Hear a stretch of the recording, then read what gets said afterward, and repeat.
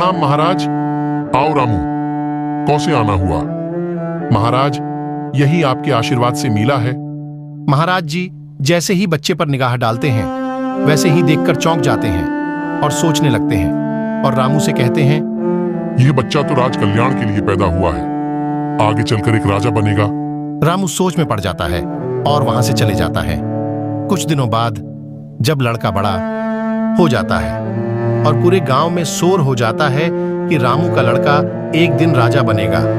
एक दिन एक राजा शिकार करने जंगल में जाता है। शिकार का पीछा करते हुए घने जंगल में फंस जाता है और शिकार भी हाथ से निकल जाता है।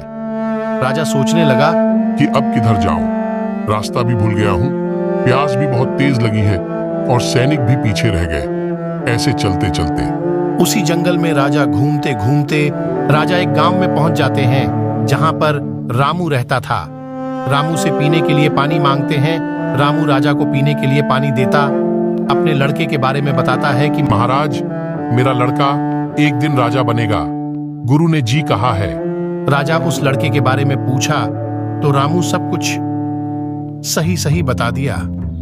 महाराज, मैं एक दिन कपड़ा धो रहा था, तभी एक संदूक कहीं से बहता हुआ आया और मेरे पैर से टकरा गया।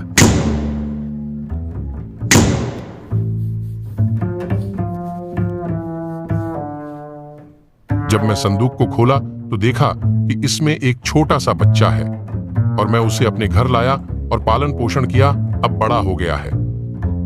राजा सोचने लगा, कहीं जिस लड़के को मैंने बहाया था वही नहीं ना है।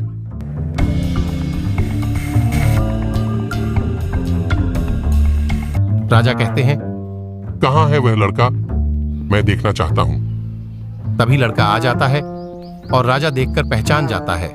तभी वह राजा लड़के से कहता है, मेरा एक काम करना होगा, यह चिट्ठी राजमहल ले जाना होगा और रानी को देना होगा, क्योंकि मैं राजमहल कुछ दिन बाद जाऊंगा। ठीक है महाराज, यह चिट्ठी मैं पहुंचा दूंगा। राजा एक चिट्ठी लिखकर देता है जिसे लड़का लेकर चल देता है। जाते जाते वह घने जंगल में खो जाता है और रात भी हो जाती है। उसे कुछ समझ में नहीं आता, अब क्या करूं? तभी उसे एक ओर एक झोपड़ी में कुछ जलता हुआ दिखा। लड़का उस झोपड़ी में गया तो देखा झोपड़ी में एक बुढ़िया थी। कौन हो बेटा, इतनी रात को कहाँ जा रहे हो? हे बूढ़ी माँ, मैं राज दरबार जा रहा हूँ। रात होने की वजह से रास्ता भटक गया हूँ। आज रात यहीं बिताना चाहता हूँ, सुबह होते ही चला जाऊंगा। नहीं बेटा, ये चोरों का घर है, अभी आते ही होंगे। तू अभी चला जा, नहीं तो वे तुम्हें लूट लेंगे।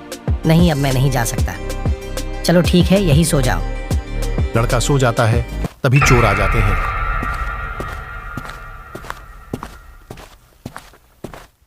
ये कौन लड़का है? बूढ़ी औरत पूरी बात चोरों से बता देती। चोरों का सरदार कहता है, कुछ गड़बड़ है, राजा जरूर इस लड़के साथ कोई संयंत्र रचा होगा, इसकी तलाशी लो। तलाशी लेने पर उसके पास से एक पत्र मिलता है जिसे चोर का सरदार पत्र को पढ़ने लगता है। मेरे दरबार में आने से पहले इस लड़के को मारकर दफना दिया जाए। सभी सुनकर दुखी हो जाते हैं। क्यों ना इस पत्र को बदल दिया जाए?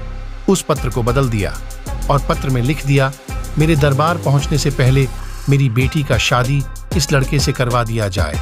लड़का सुबह उठा और दरबार की ओर चल दिया। लड़का दरबार पहुंचने पर सैनिक रोक देते हैं। यह पत्र मुझे रानी को देना है। सैनिक दरबार की मोहर लगा पत्र को देखकर जाने देता है। लड़का रानी को पत्र देता है। पत्र को पढ़ने के बाद रानी अपनी इकलौती बेटी की शादी लड़के से करवा दिया। कुछ दिनों बाद जब राजा दरबार में वापस आए तो देखा लड़का जिंदा है और मेरी बेटी से शादी भी कर लिया है। राजा रानी से पूछा, ऐसे कैसे हुआ? रानी ने बताया, पत्र में लिखा था।